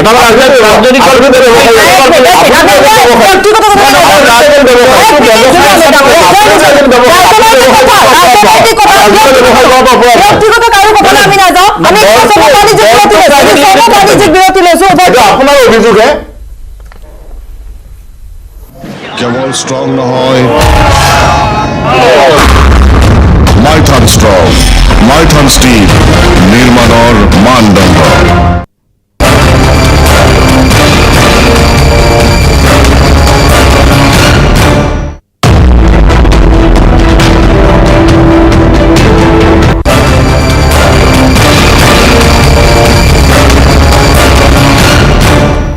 উভতি আহিছো খন্তেক বিৰতিৰ পাছত আৰু আমি যেহেতু কথা পাতি আছো সাম্প্ৰতিক ৰাজনৈতিক যি প্ৰেক্ষাপট সেই প্ৰেক্ষাপটৰ ওপৰত আৰু বিশেষভাৱে এতিয়া বিভিন্ন ধৰণৰ চৰ্চা চলিছে মিত্ৰতা প্ৰসংগত ইতিমধ্যে যি ধৰণৰ যুঁজ বাগৰ আমি দেখিবলৈ পাইছো মমিনুল আৱাল ডাঙৰীয়াই কৈছে যে আগতে আমি এইবোৰ পূৰ্বতেও দেখিছো এনেকুৱা ধৰণৰ নাটক তেওঁলোকৰ মাজত হৈ থাকে আৰু ঠিক নিৰ্বাচনৰ সময়ছোৱাত পুনৰ তেওঁলোকে মিত্ৰতা হ'ব নেকি কয় তেনেকুৱা ধৰণৰ এখন ছবিয়ে তেওঁলোকে দেখুৱায় আগতেও আমি দেখিছো হয়নে আমি আগতে দেখা বা নেদেখা সেইটো এটা সুকীয়া কথা কিন্তু এটা কথা ঠিক যে কংগ্ৰেছ এটা ৰাষ্ট্ৰীয় দল আৰু ভূপেন বৰা ডাঙৰীয়া তেওঁ অসম প্ৰদেশৰ সভাপতি তেওঁৰ কথা মতে কংগ্ৰেছে নীতি নিৰ্ধাৰণ নকৰে আৰু মই যিটো দেখিছো যে আচলতে কংগ্ৰেছৰ লগত আমাৰ যিকেইটা স্থানীয় দল আছে আমাৰ আঞ্চলিক দল যিকেইটা আছে তেওঁলোকে আচলতে কংগ্ৰেছৰ লগত থাকি মৰিচিকা খেদাৰ নিচিনা হৈছে নিৰ্বাচনৰ সময়ত একেটা পইণ্টতে কৈ আছে মূল পইণ্ট সেইটোৱে আপুনি আজি যোনে যি নকওক এটা মিডিয়াত যিয়ে চৰ্চা নহওক কিন্তু শেষত দেখিব কংগ্ৰেছ আৰু UDF তেওঁলোক এটা মুদ্ৰাৰ ইপিঠি তেওঁলোকে ইজনে ইটো দলে সিটো দলক কেতিয়াও এৰিব নোৱাৰে পূৰ্বতে আমি তেওঁলোকে লুকাই হলেও মিত্ৰতা কৰিব আৰু অপেনলি হলেও মিত্ৰতা কৰিব কিন্তু তেনেধৰণে ইয়াৰ ইতিহাসটো চলি আছে আৰু এতিয়া আপুনি 24ত দেখিব UDF আৰু কংগ্ৰেছৰ মিত্ৰতাটো কিন্তু গোপন মিত্ৰতা নহব এইটো অপেন মিত্ৰতা হ'ব 24ৰ যিটো লোকসভা আছে লোকসভা নিৰ্বাচনত কংগ্ৰেছ UDFৰ অপেন মিত্ৰতা হ'ব এইটো 100% সত্য প্ৰমাণিত হ'ব 2024ৰ নিৰ্বাচনত মই সেইকাৰণে কৈছো যে আমাৰ ইয়াৰ যিটা স্থানীয় ৰাজনৈতিক দল আছে তেওঁলোকে গৈ মূৰকত বিপদত পৰিব যোৱাবাৰ যেনেকে 21ত তেওঁলোক বিপদত পৰিছে নাগল নাথল অৱস্থা তেওঁলোকৰ হ'ব সৰু সৰু দল কৰবাত কাৰোবাৰ MLA নাই কাৰোবাৰ এজন আছে যি নহওক বাৰু কিন্তু তেওঁলোক ৰাজনৈতিক দল গতিকে নিজৰ নীতি আদৰ্শটো ৰাখি তেওঁলোকে ৰাইজৰ কাৰণে কি কাম কৰিব সেই কথাখিনি ৰাইজৰ ওচৰলৈ নিব লাগে মই পৰামৰ্শ মই দিব বিচৰা নাই মই শেষ কৰি লওঁ মই ৰাজনৈতিক দলকেইটাক পৰামৰ্শ দিব বিচৰা নাই কিন্তু মোৰ কথাটো হৈছে যিহেতু ৰাইজৰ দলে হওক AJPয়ে হওক বা তেওঁলোকৰ যিটো এজেণ্ডা আছে তেওঁলোকৰ এতিয়া এজেণ্ডাটো ৰাইজৰ সন্মুখত দাঙি ধৰিছে BJPক হৰুৱাব লাগে তেওঁলোকৰ এজেণ্ডা সেইটো কিন্তু ৰাইজৰ কাৰণে কি কাম কৰিব ৰাইজৰ কাৰণে কাম কৰিবৰ তেওঁলোকৰ এজেণ্ডা কি আছে আজি ধৰক এতিয়া মই অখিল গগৈ ব্যক্তিগতভাৱে একো আক্ৰমণ কৰিব নিবিচাৰো বা লুৰিণজ্যোতি গগৈকো মই ব্যক্তিগতভাৱে একো কৰিব নিবিচাৰো কিন্তু সেই কথাবিলাক তেওঁলোকৰ বিগত দিনৰ কাৰ্যবিলাক অসমৰ ৰাইজৰ প্ৰত্যেকৰে স্মৃতিত আছে গতিকে তেওঁলোকে ৰাজনৈতিক দল গঠন কৰিছে গতিকে ৰাজনৈতিক দল হিচাপে ৰাইজৰ প্ৰতি যিখিনি দায়িত্ব আছে সেই দায়িত্বখিনি পালন কৰিবৰ কাৰণে তেওঁলোকে এজেণ্ডা ঠিক কৰক প্ৰথমতে এনেকুৱা এজেণ্ডা এটা হ'ব পাৰে নেকি ধৰি লওক এতিয়া এক প্ৰকাৰ আমি যদি ক'ব বিচাৰো যে শৰ্ট টাৰ্ম এটা লষ্ট ধৰি লওক এতিয়া ARDFৰ লগত মিত্ৰতা নকৰি তেওঁলোকৰ লষ্ট হ'ব পাৰে ঠিকেই কিন্তু এই ধৰি লওক উজনিত যেনেকুৱা ধৰণৰ ARDFৰ লগত কংগ্ৰেছৰ মিত্ৰতাতে উজনিত এটা প্ৰভাৱ নেপেলোৱা নহয় নে কি কয় দুলু আহমেদ ডাঙৰীয়া কাৰণ আপুনি সেইখিনি কথাই কৈ আছে গতিকে সেই প্ৰভাৱটোৰ পৰা বাচিবৰ বাবে যে উজনিটো এতিয়া যদি লুৰিণজ্যোতি গগৈকে তাত প্ৰক্ষেপ কৰা হয় গতিকে এটা প্ৰভাৱ হয়তো পজিটিভ প্ৰভাৱ এটা বিস্তাৰ কৰিব পাৰিব আৰু যিটো 26 চনত তেওঁলোকৰ বাবে গেইন হ'ব জয় পৰাজয়টো বেলেগ কথা মই প্ৰথমেই ক'লো যে জয় পৰাজয়টো বেলেগ কথা যিটো ভোটৰ যিটো শতাংশ মানে গেইন এটা হ'বগে লং টাৰ্ম বিজেপিৰ নিচিনা মই আৱাল ডাঙৰ নিচিনা মই দমবালি মানে কথা নকওঁ মই কি কৈছো যে জয় পৰাজয়ত মই নাযাওঁহে আজি আপুনি চাব এই যিটো আপোনালোকে উজনি অসমৰ UDFৰ কথা কৈ আছে কথাটো ক'লে মই দমবালিটো ক'ত মাৰিলো মই নিজে ধৰিব পৰা নাই মই যিটো ৰিয়েলিটি সেইটো কৈছো দুলু আহমেদ ডাঙৰীয়া দুলু আহমেদ ব্যক্তিগতভাৱে মই আপোনাক বহুত কথা ক'ব পাৰো কিন্তু আপুনি যিটো দমবালি মাৰি বুলি কথা কৈছে দমবালি মৰাৰ কথা মই কোৱা নাই মই যিটো ৰিয়েলিটি ব্যক্তিগত মই বাৰে কৈ আছো যে ব্যক্তিগত কথালে আমি ব্যক্তিগত মানে কি কৰিব আপোনাক যিবিলাক বিশেষণেৰে বাকী ৰাজনৈতিক দলৰ মানুহবিলাকে অভিহিত কৰি থাকে সেই বিশেষণবিলাক মই ক'ব খোজা নাই আপোনাৰ অতীত মই মনত পেলাই দিম নেকি দলৰ কৈছো মই আপোনাৰ দলৰ আমি কি কথা পাতিছো আমি সেই কথা পাতিম আমি ব্যক্তিগত কথা মোক ক'ব দিয়ক মাজত কিয় ক'ব দিয়া কথা মই মাজত যদি কয় মই উঠি গুচি যাম আপুনি যাব পাৰে উঠি এইটো আপোনাৰ কথা আপোনাৰ ব্যক্তিগত কথা মানে আপুনি মোক দমবালি মাৰি কথা কোৱা বুলি কিয় কৈছে ঠাট্টা কৰি কথা নকওঁ ঠাট্টা কৰিব কথা কোৱা নাই মই যিটো ৰিয়েলিটি সেইটো কৈছো 1980 চনত আপোনালোকে যেতিয়া নিৰ্বাচন খেলিছিলে আপোনালোকৰ 29 গৰাকী প্ৰাৰ্থীৰ আমানত ধন বাজেয়াপ্ত হৈছে 5 লাখৰ তলত ভোট পাইছিলে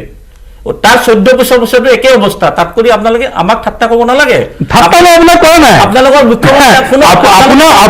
আপুনি নিজে ভাবি লৈছে কাৰণ আপোনাৰ অৱস্থাটো পুতৌজনক হৈছে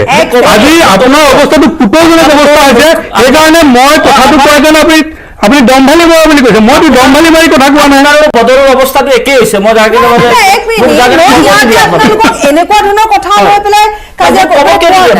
আপুনিতো কৈয়ে আছে মইতো মাতে মৰা নাই আপুনিয়ে কৈ আছে দমভালি মাৰি কথা কৈছে বুলি ব্যক্তিগত কথা কওক না কি অসুবিধা আছে ব্যক্তিগত কথা নহয় মই আৰু কি ক'ব লাগে আপোনাকতো কৈয়ে চবেই কয় চব ৰাজনৈতিক দলে কয় দুলু আহমেদৰ অতীত কি দুলু আহমেদৰ ব্যক্তিগত কালি নে পৰহি পেপাৰতো লিখিছে কিবা কিবি সেইবিলাক আমি নকওঁ মই নকওঁ পেপাৰত কি লিখিছে আপোনাৰ কি আছে কি নাই সেইবিলাক কথা মোক আপুনি ইয়াতে কৈ লাভ নাই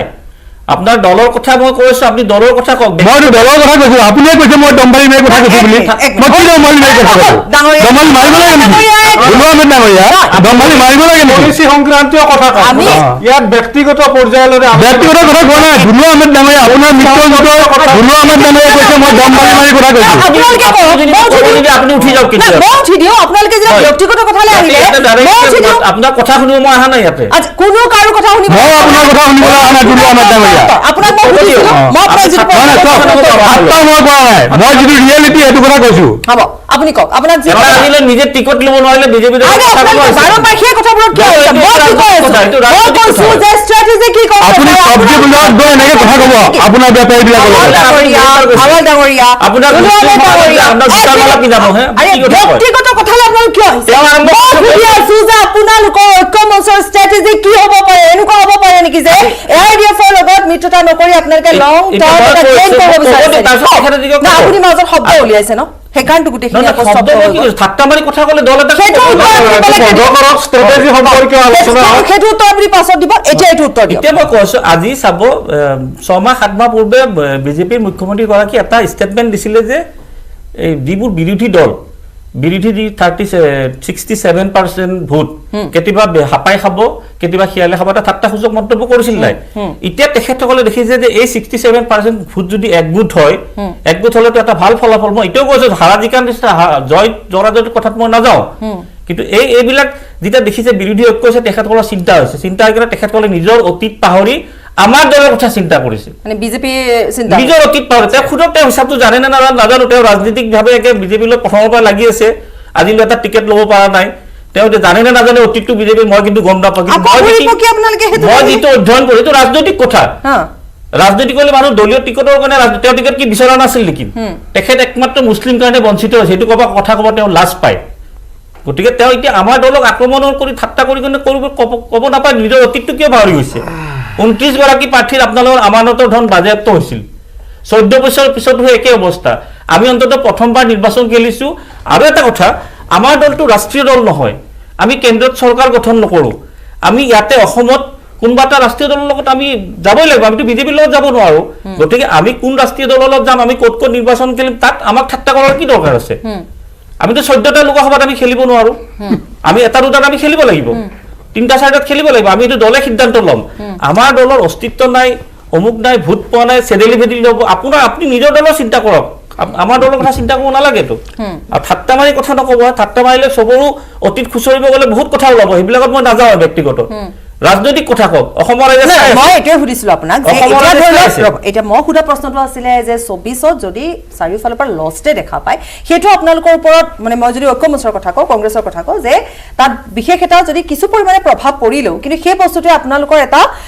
এটা পজিটিভ ৱেলৈ যাব নেকি যে AIDF-ৰ লগত কোনো ধৰণৰ মিত্ৰতা নাই গতিকে উজনিত অন্তত প্ৰভাৱ বিস্তাৰ কৰিব পৰাকৈ যিহেতু আপোনালোকে লুৰিণজ্যোতি গগৈৰ কথাও ভাবিছে বা অখিল গগৈ অলৰেডি আছে গতিকে যদি সেই তেনেকুৱা ধৰণৰ কথাবোৰ ভাবি পেলাই এটা লং টাৰ্ম গেইনৰ কথা যে 26লৈ অন্তত আপোনালোকৰ ওপৰত এটা উজনিৰ ভাল প্ৰভাৱ পৰিব পাৰে বা আপোনালোকে বিস্তাৰ কৰিব পাৰে এনেকুৱা ধৰণৰ ষ্ট্ৰেটেজি আছে নেকি আপুনি ভোটৰ শতাংশটো চাওক বিজেপি যেতিয়া 2021ত ৱেভ চলি আছিল অসমত মোদীৰ বঁটা চলি আছিলে তেতিয়া এটা পাইছিল 33% তাকো বিৰোধী দলবোৰ বেলেগ বেলেগকৈ নিৰ্বাচন খেলাৰ কাৰণে এতিয়া দেহৰুলে এটা কথা ক'লে তেতিয়া যে উজনি অসমত আমি প্ৰাৰ্থিত্ব দিয়াৰ কাৰণে মহাজোঁটে চৰকাৰ গঠন কৰিব নালাগে আমি কি প্ৰাৰ্থিত্ব নিদি কি আমি আপোনালোকক সহায় কৰিব লাগিছিল নেকি ৰাইজৰ দলে কি প্ৰাৰ্থিত্ব নিদি আপোনালোকক সহায় কৰিব লাগিছিল নালাগিছিল মহাজোঁটত আহিব লাগে হাজোত আপোনালোকে মহাজোঁটত কি কৰিলে হাজোত কাৰৰ কাম কৰিলে আপোনালোকে হাজোঁট আমি কেণ্ডিডেটে দিয়া নাই দিয়া নাই কাৰৰ কাম কৰিলে আপোনালোকৰ মহাজোঁটৰ কংগ্ৰেছে কাৰৰ কাম কৰিলে তাতে তেতিয়াতো মহাজোঁটত আছিলে সেইটো কংগ্ৰেছক সোধক আপুনি সেইটো আপোনালোক মহাজোঁটত আছিল তেনেকুৱা আমিও ক'ৰবাত হাৰিছো আমাকো ক'ৰবাত হাৰাইছে সেইবিলাক কথা কৈ লাভ নাই কিন্তু এটা কথা নিশ্চিত থাকক মই জয় পৰাজয় বুলি মই দম্ভালি মাৰিব নাযাওঁ কিন্তু যেতিয়া 33% ভোট একফালে থাকিব সেইটো পাৰ্চেণ্টেজটো কমিব আৰু 67% যেতিয়া একগোট হ'ব UDF-ৰ পৰা যদি 7% আপুনি বাদু দিয়ে 60% এটা ফলাফল এটা ভাল হ'ব জয়ল ইছলাম কওক মই আপুনি ক'বলৈ আছে এই কথাখিনিৰ ওপৰত মই এবাৰ তেওঁ সুধি লওঁ কাৰণ ধন্যবাদ দিছো ইয়াতে UDF আৰু বিজেপিৰ কথা একেটাই হ'ব আপুনি শুনিব মমিনুল আউলৰ কথা শুনিব দেহলৈ একেটাই কথা সমস্যাটো হ'ল সেইটোৱে তেখেতে এইমাত্ৰ ক'লে যে আমি এটা ৰাষ্ট্ৰীয় দলৰ লগত যাবই লাগিব সেই একেখিনি কথা আমি যেতিয়া 2021 চনৰ নিৰ্বাচনৰ আগত বাৰম্বাৰ বুজাইছিলো তেতিয়া তেওঁলোক কোনো ৰাষ্ট্ৰীয় ৰাজনৈতিক দলৰ লগত মিত্ৰতা নকৰে তেতিয়া তেওঁলোকৰ ষ্টেটমেণ্ট আমি কোনো ৰাষ্ট্ৰীয় ৰাজনৈতিক দলৰ ছত্ৰছায়াত থাকি ৰাজনীতি কৰিব না বিচাৰো সেইখিনি সময়তো চলিছিল এটা আমাৰ ৰাজ্যৰ দলৰ প্ৰতিনিধিগৰাকী কৈছিল সেইখিনি সময়ত সেই ডাইলগটোৰ কাৰণে সেই ষ্টেটমেণ্টটোত বৰ্তি থকাৰ কাৰণে অসমত বিজেপি চৰকাৰখন হ'ল আৰু তেখেত গগৈ ডাঙৰীয়া তেখেতৰ দলৰ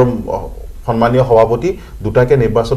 দুটাকে সমষ্টি নিৰ্বাচন খেলো তেখেত পৰাজয় বৰণ যদি মহাজোঁটত থাকিলেহেঁতেন আজি তেখেত এমএলএ হৈ থাকিলে তেখেতৰ দলো ৱেল এষ্টাব্লিছ হ'লহেঁতেন আৰু বিজেপিৰ চৰকাৰখনো নাহিলেহেঁতেন মই কথাখিনি মনত পেলাই দিছোঁ দ্বিতীয় কথাটো হ'ল তেওঁ কৈছে যে আমি ৰাজনৈতিক দল আমি কি কেণ্ডিডেট নিদিম নেকি সেই একেখিনি কথাই যেতিয়া AIUDFে কেণ্ডিডেট দিয়ে তেতিয়া আকৌ তেওঁলোকে কুৱেশ্যন কৰে আপোনালোকে তাত কেণ্ডিডেট কিয় দিছে তাত কিয় দিছে আপোনাৰ দলৰ লগত যিটো ফৰ্মুলা খাতে সেই দলটো আমাৰ সেই মই 2014 কথা দাদা আপোনাৰ ওচৰত আহি আপুনি ক'ব তোমাৰ কথাটোৰ ওপৰত কৈছো 2016 আপোনালোকৰ ইউডিএফ দলে হাজোত কোনো ধৰণৰ সংগঠন এদিনো নোহোৱাকৈ তাত কেণ্ডিডেট দিছিল দুলু আহমেদক পৰাজয় কৰিবৰ কাৰণে 5000 ভোটত নষ্ট কৰিছে মুছলিম ভোট আৰু 4.5 ভোটত দুলু আহমেদ পৰাজয় হৈছিলে তাৰ উত্তৰ দিয়ক নাই কৰা আপোনালোকে প্ৰাৰ্থী দিছিল গুৱাহাটীৰ পৰা প্ৰাৰ্থী ধৰি দিছিলে তাত সেই কথাটোৱে এতিয়া যদি আপুনি ক'লে যে আমি আপোনালোকক সুধি কেণ্ডিডেট দিম নেকি আমি ক'ত নিদিম সেইটো আপুনি ক'লে না একেখিনি প্ৰশ্ন যদি মই কৰোঁ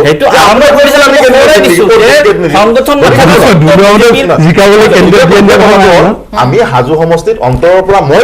বিচাৰো আপুনি জিকি আহক মই আজিও এতিয়া কথাটো হ'ল 2021 চনত আমি কেণ্ডিডেটে দিয়া নাই তাতে এতিয়া আপুনি যে কোনোবা ৰাজনৈতিক দলে কেণ্ডিডেট দিলে বুলি মই জিকিব নোৱাৰিম সেই ৰাজনৈতিক দলটোকে আৰু আপোনাৰ যদি কেপাচিটি আছে আপুনি 10টা ৰাজনৈতিক দলে কেণ্ডিডেট দিয়ক 50টাই দিয়ক আপুনি জিকি আহিব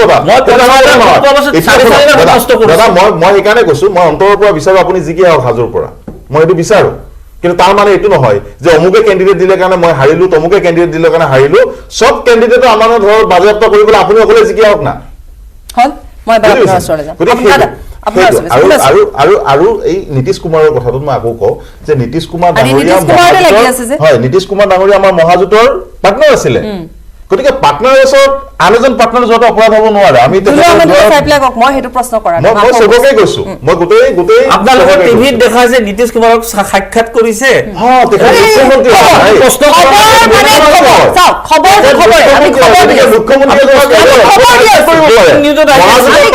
সাক্ষাৎ কৰিব পাৰে সেইটো তাত অপৰাধটো ক'ত আমি খবৰ দি আছো বাস খবৰটো হৈছে যে আজি সাক্ষাৎ কৰিছে সেইটো হৈছে খবৰ চাহ খাব গৈছে ৰাজনৈতিক কথা বতৰা হ'ব মই খোলাখুলিকে কৈছো ইউনাইটেড অপজিশ্যনৰ কথা হ'ব মিত্ৰতাৰ কথা হ'ব বিজেপিক প্ৰতিহত কৰাৰ ৰণনীতিৰ কথা হ'ব বিভিন্ন কথা হৈছে আৰু হ'ব মই আপোনাৰ ওচৰত ৰাইজৰ দলৰ প্ৰতিনিধি আপোনাৰ ওচৰলৈ আহিছো গোটেই কথাখিনি আপুনি শুনিলে আপোনাৰ তৰফৰ পৰা কওক আচ্ছা চাওক আমি একেটা স্থিতিতে আছো যে বিজেপি আৰু ইউডিএফ সমানে সাম্প্ৰদায়িক দল দুয়োটা দলে ধৰ্মীয় মেৰু বিবেচনাৰে নিৰ্বাচনী ৰণ জিকাৰ পৰিকল্পনা কৰিছে আমি সেই নীতিত নাই আমি ধৰ্ম নিৰপেক্ষ যিখিনি ৰাইজ আছে ধৰ্ম নিৰপেক্ষ যিবোৰ দল আছে সেই দলৰ সহযোগত আমি বিজেপিক প্ৰতিহত কৰিব খোজো নিশ্চিতভাৱে সৰ্বভাৰতীয় দল হিচাপে কংগ্ৰেছৰ লগত আমাৰ কিছু মত পাৰ্থক্য আছে কিছু নীতিৰ আমাৰ পাৰ্থক্য আছে কিন্তু নীতিৰ পাৰ্থক্য থাকিলেও আমি বিজেপিক হেৰুৱাৰ স্বাৰ্থত আমি কংগ্ৰেছৰ লগত এইবাৰ মিত্ৰতাত আছো এইভাবে যাতে বিৰোধী ভোটবোৰ যদি আৱাল ডাঙৰীয়া হয় পাছত যদি আৱাল যিটো কৈছে তেওঁ ৰিয়েলিটিৰ যিটো কথা কৈছে তেওঁলোকে বোলে মিত্ৰতা কৰিলে আপোনালোকক বোলে আৱাল ডাঙৰীয়া ৰিয়েলিটিটো সপোনত দেখা ৰিয়েলিটি তেওঁৰ যিটো ৰিয়েলিটিৰ কথা কৈছে সেইটো বিজেপিৰ স্বাৰ্থত কৈছে আৰু এটা সপোনত দেখা ৰিয়েলিটি এইবাৰ সেই ৰিয়েলিটি নাই এইবাৰ জনসাধাৰণ বিজেপিৰ বিৰুদ্ধে গৈছে সাম্প্ৰদায়িক AIUDFৰ বিৰুদ্ধে গৈছে আৰু জনসাধাৰণ এই দুয়োটা শক্তিক সাম্প্ৰদায়িক শক্তিক প্ৰতিহত কৰাৰ কাৰণে ভিতৰি মনে মনে একত্ৰিত হৈছে আপনি প্ৰতিদিন টাইমৰ সমীক্ষা আকৌ আপুনি একেটা কথাই কৈ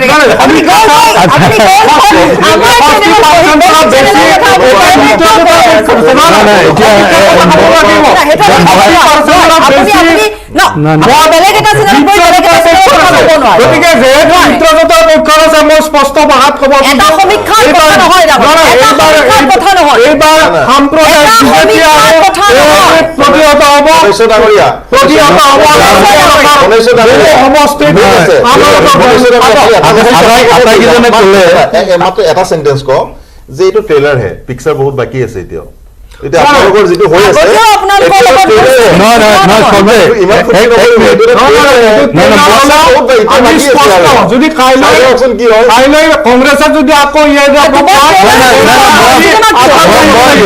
আপোনালোকে ট্ৰেইলাৰে যদি flop হয়, আমি আকৌ আহিব লাগিব আকৌ যদি আহিব কংগ্ৰেছে লয় শেষ মুহূৰ্ত আকৌ আপুনি এতিয়া সমীক্ষাৰ কথা ক'ব আমি আকৌ আহিব লাগিব সুকীয়াকৈ সভাপতিসকলৰ লগত সুকীয়াকৈ বাকী আছে স্থাপন কৰিব লাগিব। ৰাইজৰ দল আৰু UDF-ৰ প্ৰতিনিধিগৰাকীক অনুৰোধ জনাইছো, মোৰ দুষাৰ ক'বলৈ মন গৈছে। দিছো, কওঁ এটা কথা কিন্তু মই আপোনাক ৰখাই দিব লাগিব। আপুনি মোক অনুৰোধ নকৰিলে নহয়। এটা বিৰতি লৈ আছো দাদা, আকৌ উভতি আহিম। কথা ঠিক পাতিম। আছে, বিৰতি ঠিক লৈছো কিন্তু কেৱল ষ্ট্ৰং নহয়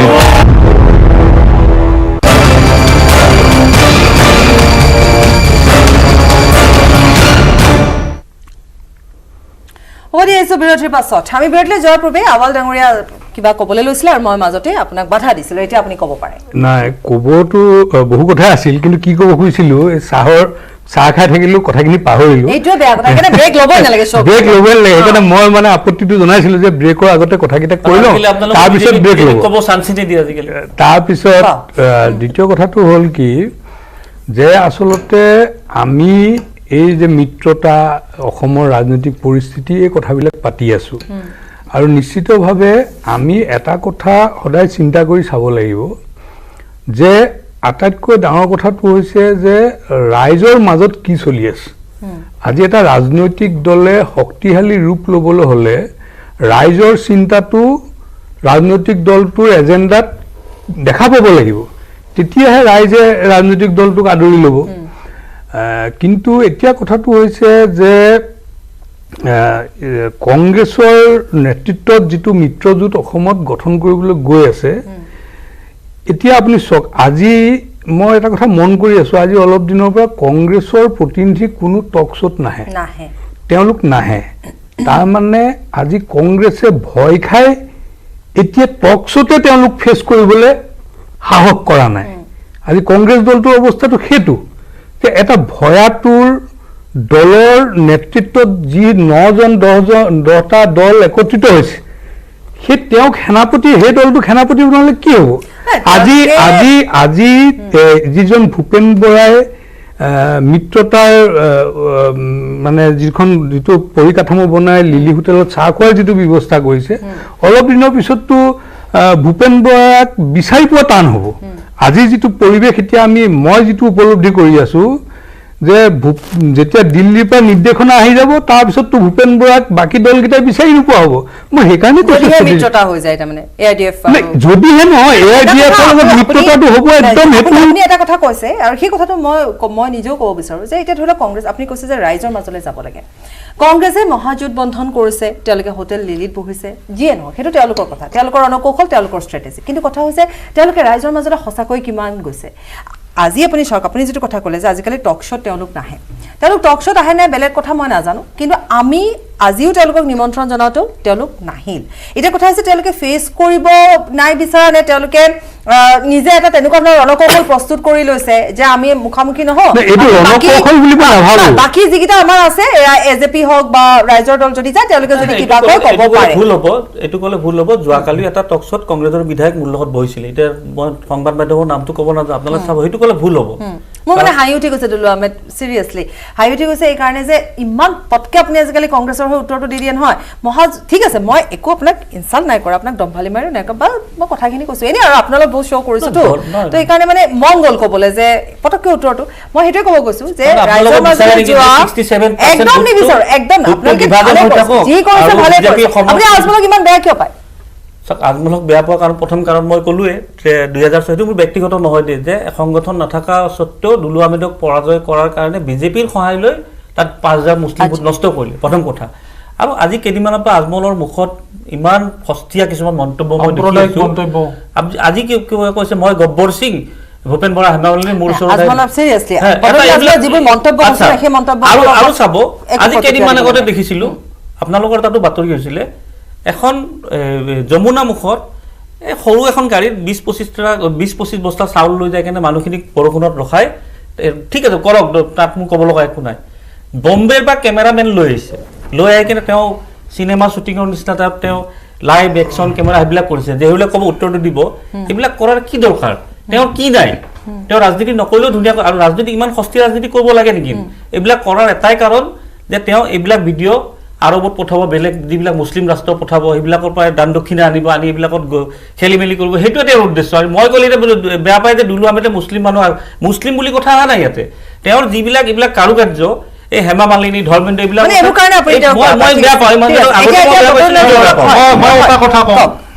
কিছুদিন আগতে আজমল ডাঙৰীয়াই হিন্দু যুৱকৰ চৰিত্ৰত ধৰি গালি পাৰিছে হিন্দু মহিলাৰ চৰিত্ৰত ধৰি গালি পাৰিছে সেই অৱস্থাত কেইবাখনো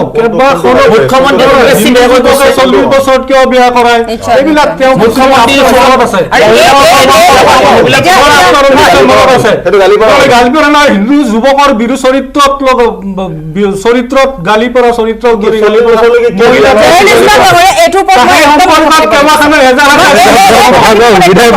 এজাহাৰ দাখিল হওঁতে বিজেপিৰ চৰকাৰে কিন্তু আজমল ডাঙৰীয়াৰ বিৰুদ্ধে কোনো ব্যৱস্থা নললে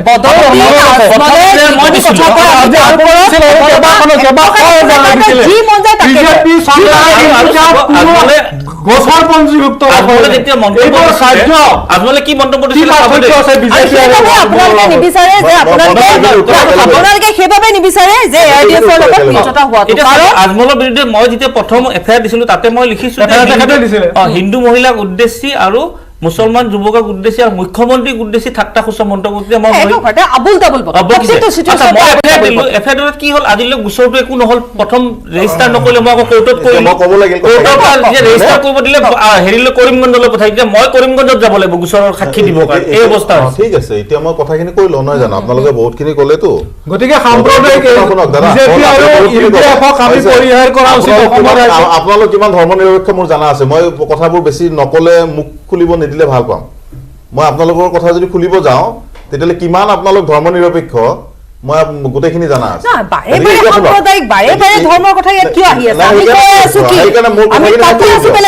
বদৰুদ্দিন আজমল চাহাব এজন এনেকুৱা ব্যক্তি কিয় প্ৰশংসা নকৰিম কিয় নকৰিম আপোনাৰ ডিক্টেশ্যন মতে কি বুলি এওঁ যিটো অভিযোগ কৰিছে সেইটো উত্তৰ দিব লাগিবতো আপুনি আগতে যে কৈ দিব প্ৰশংসা নকৰিব কিয় নকৰিম আপুনি 40 বছৰ কথা ক'ব আপুনি হিন্দু প্ৰথম কথাটো হ'ল বদৰুদ্দিন আজমল চাহেবে কেতিয়াবা যদি কিবা কৈছে তাৰ ক্ষমাও বিচাৰিছে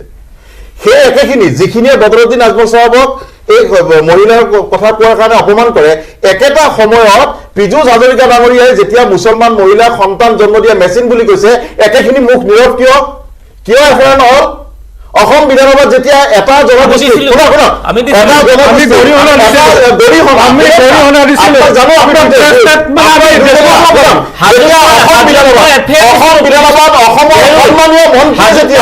এটা জনগোষ্ঠীক বাৰে বাৰে অপমান কৰে বাৰে বাৰে গালি পাৰে ৰাজহুৱা সভাত যেতিয়া গালি পাৰে ৰাজহুৱা সভাৰ জৰিয়তে যেতিয়া সেই জনগোষ্ঠীটোক ঠাট্টা কৰে তেতিয়া আপোনালোক কিয় নিশ্চুপ থাকে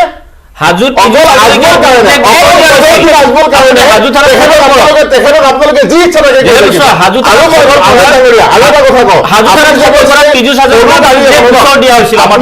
সৰু গাড়ী এখনত এজন এজনে কওঁ কাৰণ সময় এতিয়া কথাটো হৈছে মই ইয়াত আচলতে আমাৰ এক মিনিট আমি বদৰুদ্দিন আজমলৰ কথা পতা নাছিলো আমি ইয়াত পীযুষ হাজৰিকাৰ কথা পতা নাছিলো আমি পাতিছিলো মিত্ৰতা প্ৰসংগত আমি পাতিছিলো যে কংগ্ৰেছৰ নতুন ষ্ট্ৰেটেজি নেকি যে তেওঁলোকে শৰ্ট টাৰ্ম লষ্ট আৰু ঠিক তেনেধৰণে তেওঁলোকে লং টাৰ্ম গেইনৰ কথা ভাবি পেলাই উজনিত বিশেষকৈ প্ৰভাৱ বিস্তাৰ কৰিবৰ বাবে ARDFৰ সৈতে মিত্ৰতা কৰা নাই নেকি এনেকুৱা এটা ষ্ট্ৰেটেজি লৈ তেওঁলোক আগবাঢ়িছে নেকি যদি বাঢ়িছে তেওঁলোক সফল কিমান হ'ব তাৰ উত্তৰ আজমল ডাঙৰীয়াই দিলে যে এটা সময়ত গৈ ARDF আৰু কংগ্ৰেছ মিত্ৰতা হ'ব আৰু বাকী দলবোৰ নাইকিয়া হৈ যাব তাৰ উত্তৰ দুলু আহমেদে দিলে যে সেয়া তেওঁলোকে সপোন দেখিছে দিনতে সপোন দেখিছে আনকি ৰাইজৰ দলৰ তৰফৰ পৰা সেই একেটা উত্তৰে দিলে আমাৰ কথাখিনি আছিলে সেইখিনি কিন্তু তাৰ মাজত যেতিয়া আমি ব্যক্তিগত আক্ৰমণৰ কথা আহিলো আমি যেতিয়া বদৰুদ্দিন আজমলৰ মই মাথো এইবাবে সুধিছিলো আপোনাক আহমেদ ডাঙৰীয়া যে বদৰুদ্দিন আজমলক আপুনি কিয় কাৰণ আপুনি আহিব পৰা একেখিনি কথা কৈ থকাৰ বাবে মই সুধিছিলো কিয় বেয়া পায় কাৰোবাক এজন ব্যক্তিক ভাল পোৱা বেয়া পোৱা আমাৰ টক শ্ব' টপিক নহয় তেওঁ ৰাজনৈতিক কথা কওক কিবা কওক তেওঁ যিখিনি কৈ আছে বদৰুদ্দিন আজমল ডাঙৰীয়া হয় তেওঁ যিখিনি কথা কৈ আছে সেইখিনি গ্ৰহণযোগ্য নহয় তাৰ বাবে প্ৰত্যেকে গৰিহণা দিছে আৰু জেহেৰুলে কোৱাৰ দৰে তেওঁ ক্ষমা কৰিছে গতিকে এই কথাবোৰ নহয় আমি ইয়াত সাম্প্ৰদায়িক কথা পতা নাই আমি ইয়াত কোনো ধৰণৰ ধৰ্মৰ কথা পতা নাই আমি পাতি আছো ৰাজনৈতিক কথা এতিয়া ৰাজনৈতিক প্ৰেক্ষাপটত কি চলি আছে ARDF আৰু কংগ্ৰেছৰ মিত্ৰতা খুব খং ঠাট্টা মস্কৰা সময় নাই মই বিদায় ল'ব লাগিব এটা শব্দত কম মই এটা শব্দত ক'ব নোৱাৰিম এটা বাক্যত ক'ব লাগিব এটা বাক্যত কম এটা বাক্যত মই এইটোৱে কৈছো যে আজি কংগ্ৰেছৰ নেতৃত্বত যিকেইটা মিত্ৰজোঁটত মিলিত হৈছে তেওঁলোক কিন্তু দিশহাৰা হ'ব কাৰণ কংগ্ৰেছে পৃষ্ঠভংগ দিছে অলৰেডি আৰু UDF আৰু কংগ্ৰেছৰ মিত্ৰতা 100% হ'ব সেইটো নিশ্চিত ঠিক আছে এয়া হৈছে আপোনাৰ ভৱিষ্যতবাণী আজি বদৰুদ্দিন আজমলে এটা ভৱিষ্যতবাণী কৰিছে যে তেওঁলোকে হাৰিব আমাক যদি লগত লৈ নলয় তেতিয়াহ'লে কংগ্ৰেছ শূন্য হ'ব গতিকে এই গোটেই কথাবোৰ ভৱিষ্যতলৈ আমি এৰি দিছো আজি আপোনালোক চাৰিজনকে ধন্যবাদ জনাইছো আৰু ইয়াৰ সৈতে আমি শ্ব' পৰা বিদায় লৈছো নমস্কাৰ কেৱল ষ্ট্ৰং নহয়